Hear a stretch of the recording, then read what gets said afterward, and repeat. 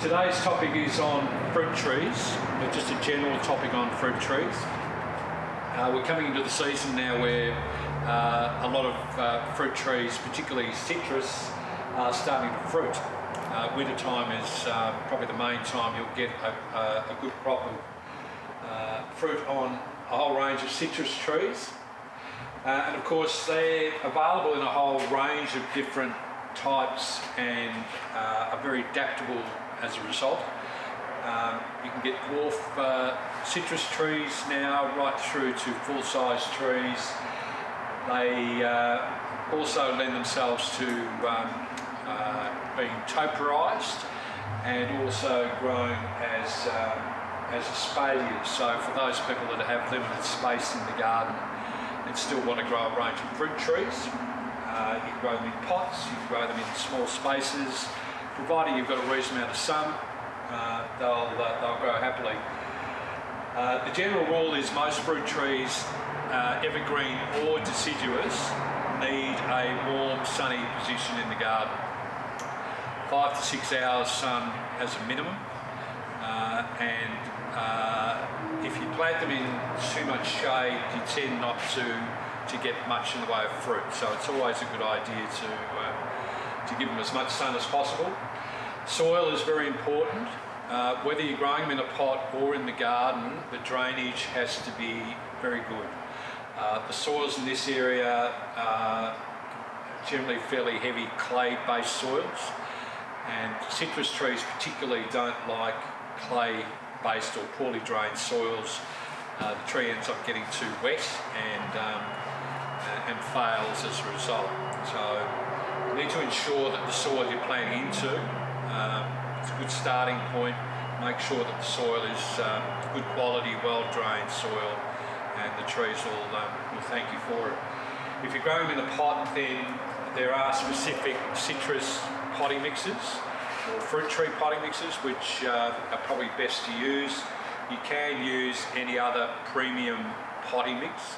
The citrus mixes tend to be tweaked so that they've got everything in it that the fruit tree needs. I'll just talk about some of the varieties that are now available, and they're improving and coming up with new types all the time. I'll start with the citrus trees. In the dwarf varieties, you can now get dwarf lemon, dwarf lime, mandarin, orange in a few different varieties. We get a few inquiries about the differences between, say, a Meyer lemon, for instance, or a Eureka or a Lisbon lemon. Lisbon generally isn't available as a dwarf because it's too vigorous in its growth and wants to grow large, so they tend not to graft it as a dwarf, although occasionally it is available. Probably the most popular, if you like traditional sour lemon, Eureka lemons. They tend to fruit continuously throughout the year. So if you want a good supply of Eureka or lemons throughout the year, then Eureka is probably the way to go. And that's a large fruit, thin skin, lots of juice, and traditional sour taste. If you prefer a sweeter lemon, then there's the Meyer lemon, which grows well as a dwarf. Traditionally, as a larger tree, the Meyer would only grow, say, a couple of metres high. As a dwarf, it's making it even less than that, so probably a metre to a metre and a half, roughly, with still a very heavy crop of fruit. And the Meyer comes in various forms now. There's a variety called Lemonicious, which is a very heavy cropping dwarf variety, grows to about a metre and a half high. There's another variety called Lots of Lemons, which is a good sort of rounded type plant and a heavy cropper as well. It is a variety of Meyer. This is a cutting grown citrus tree. A lot of citrus are generally grafted trees to make them more adaptable to different soil types in Melbourne. This one's pretty hardy anyway, so it doesn't necessarily have to be grafted. Good plant for a pot, good if you've only got a small space and you want to grow a lemon tree. So that's a variety called Lots of Lemons, and as the name suggests, it does do that. Varieties of lime, which also come as dwarf varieties now. They're Tahitian lime, which is probably the most cold tolerant in Melbourne. It's a fairly compact tree as a full-size tree, up to around about, say, 2 metres high. As a dwarf, probably grows between 1 metre and 1.5 metres high. And again, crops very heavily, crops months a year only in winter. Normally most fruit on the limes is ripening around about July. For those of you who like to use limes in drinks and cooking, it's probably the best variety and pretty hardy, and it crops very well down here. So you can get that as a dwarf, and it also does come as a full-size tree. The fruit on the tree tends to, the longer you leave it on the plant, if you like a nice green lime, then you pick the fruit early. The longer you leave it on the plant, the more the colour will change. It will go into more of a lemony sort of colour, and the taste will become sweeter. So if you like that really traditional lime taste, then it's best to pick them when they're green and when they're about ready to harvest. You can also get the Kaffir limes now as dwarf trees.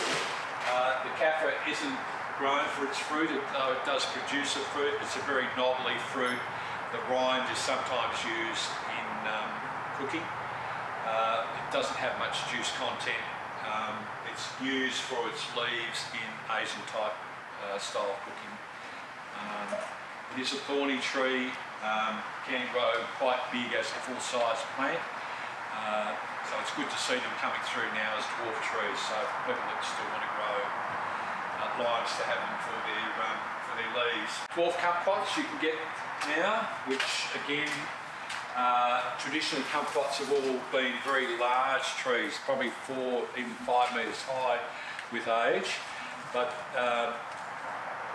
they're making them now where they're much more suitable for, say, a pot, and same size fruit as the full-size tree, and a lot of people like using them to make liqueurs or marmalades or jams, those sort of things. So, and you can see how that plant's growing in its very bushy sort of habit, and does well in a pot, very hardy sort of citrus tree. If you have trouble growing any citrus trees, kumquats are probably one of the easiest ones to grow. Give them a bit of sun and a bit of food, and they'll fruit continuously. There's a range of newer native finger limes coming through with different colours in the fruit and in the flesh of the fruit. They're becoming more popular in restaurants these days and for cooking, and they're developing new varieties all the time. Finger limes grow well in Melbourne. They're a little bit frost sensitive, so you've got to be conscious of where you're growing it. If you're in a frosty area, you may have to protect them a little bit through the winter months. Even if they do get affected by frost, then the tree normally bounces back in the warmer weather and grows out of it quite quickly. They're fairly heavy croppers once they get to a reasonable size. Not a huge tree down here, probably grow maybe 1.5 metres high, so again it lends itself to being able to grow in a pot. Again, as long as it's a reasonably sunny position and the soil is good, then they're happy, they grow quite well. This is a variety called Red Centre Lime.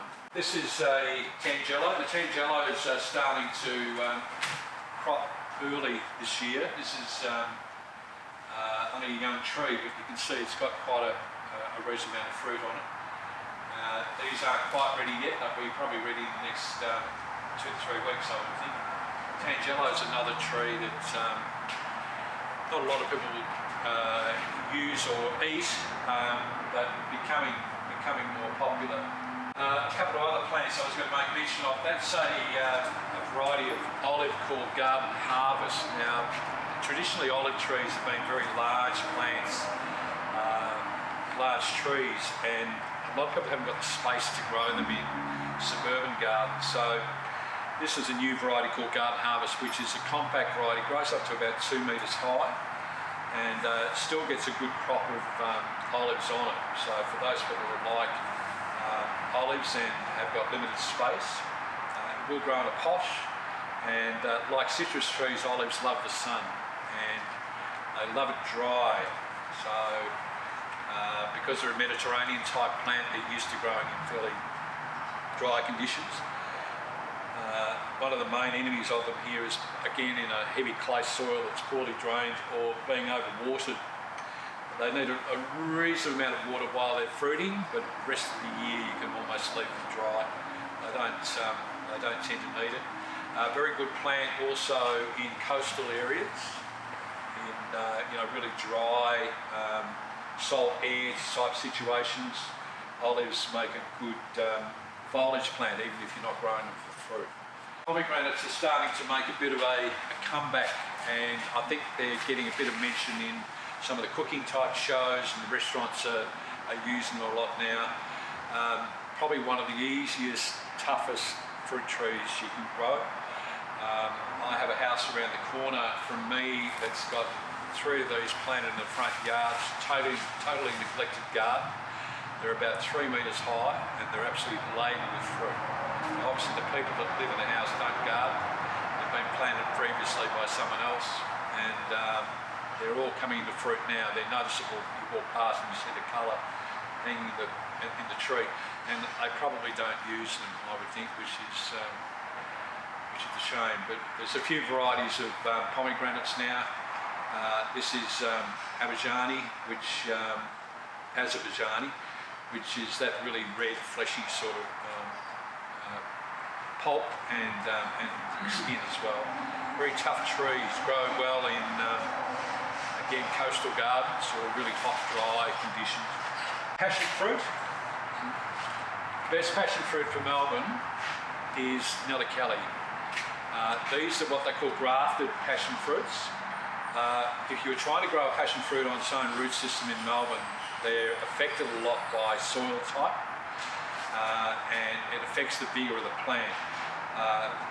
They're more of a warm climate plant traditionally, so to grow them down here they need to be grafted to make them more durable and more adaptable to the different soil types. They need a warm northerly aspect in the garden, some sort of trellising, and they need an annual prune. A lot of people don't prune pomegranates, and they'll find that they won't get good crops every year. It's the sort of plant that needs a fairly hard prune through the warmer weather just to encourage better growth and better fruiting. But as an established plant, you can get a good crop of passion fruits. They're prone to various types of viruses, and this is another reason why they graft them. It makes the plants a bit hardier. Like a lot of food, like a reasonable amount of water while they're fruiting and flowering. And love a warm, sunny aspect in the garden. Feijoas are starting to make a bit of a comeback. They're a nice foliage plant, a good screening plant, even if it's not being used as a plant for fruit. They have the egg-shaped green fruit with a nice flesh inside, sometimes called pineapple guava, because of its aroma. It has quite a strong scent to the fruit, and it's an evergreen, quick growing, drought hardy, fast growing, easy to grow plant. In the ranges of dwarfs, you can also get deciduous dwarf fruit trees. And there's new ones being developed all the time. This is a dwarf peach, or a miniature peach. It's just going through the stage now where it's losing its foliage. These are really good for apartments or balcony gardens or courtyards where there's not a lot of space. They'll grow happily in a pot, grow up to about 1.5 meters high, and give a good size fruit. It's not like a full-size peach as you would buy in the stores, but it's a reasonable size and quite a nice tasting peach. There's also a nectarine in the same style, and they're pretty easy to grow. Again, as long as it's reasonably sunny. There's also things like dwarf cherries, which are coming through these days in about 2 or 3 different varieties. They average up to about 2 meters high. easy to grow in a pot. The cherries generally are self-fertile, so years ago there used to be only certain varieties you had to have 2 trees to get fruit. These days you can get self-fertile varieties, so you only need to plant 1 tree. And there's things like dwarf apples, of course, which do well in cold climates like Melbourne, but you do have to have generally 2 trees to get fruit with apple trees. So they're just a few I was going to mention today. A spadering is a good way of producing fruit with either deciduous or evergreen fruit trees. Space saving, as long as it's a nice northern or western wall, they'll grow happily. Probably once a year pruning to train the plant to keep it in that vertical growth habit, and feeding, to keep them fruiting well and keep them nice and green. All fruit trees should be fed at least twice a year, once in spring, once in autumn generally, with just a good complete fertiliser. There's various types. There are specific types for fruit citrus trees if you prefer those sort of things. But feeding helps to promote fruit or promote flowers, and then that helps to promote fruit, obviously. And regular watering through the fruiting period is important. We tend to have a few issues with citrus trees, particularly if they're allowed to dry out through the summer. Fruit can split, and you wait all this time to get nice proper fruit on your citrus trees. They go dry through the summer, and then the fruit splits open and it doesn't look very appealing. So regular feeding, regular watering, warm sunny conditions, well-drained soil. That's the most important thing. A few pests to look out for. Citrus trees are prone to getting scale insect, which mainly occurs through the warmer months of the year, occasionally through the winter months, and they also get the fruit citrus leaf miner, which is a insect which affects the new growth on the tree. You have to prune that out as it occurs in the plant. And the common one is the citrus gall wasp, which most citrus trees are affected by, but if it's managed properly, then it doesn't become a major issue. How often should you feed citrus? Do you feed them more regularly than other fruit trees? Spring and autumn. That's definitely in the springtime. I'd be feeding, it depends on what you're using. Some fertilisers you have to use more often, but at least twice a year, I would think. Just keeps them growing well and keeps the quality of the fruit growing. What can you recommend for preventing leaf curl on peaches and nectarines? There's the main fungicide that you use is a leaf curl spray. It's a copper-based spray. It has to be applied at the right time, otherwise it's not effective. So normally in Melbourne it's mid to late August, depending on the weather. What they call bud swell, where the leaves are just about to burst out of the bud. The disease gets inside the bud and affects the leaf inside the bud. So if you miss it at that stage and the leaf comes out, it's going to be affected. So it's a critical time.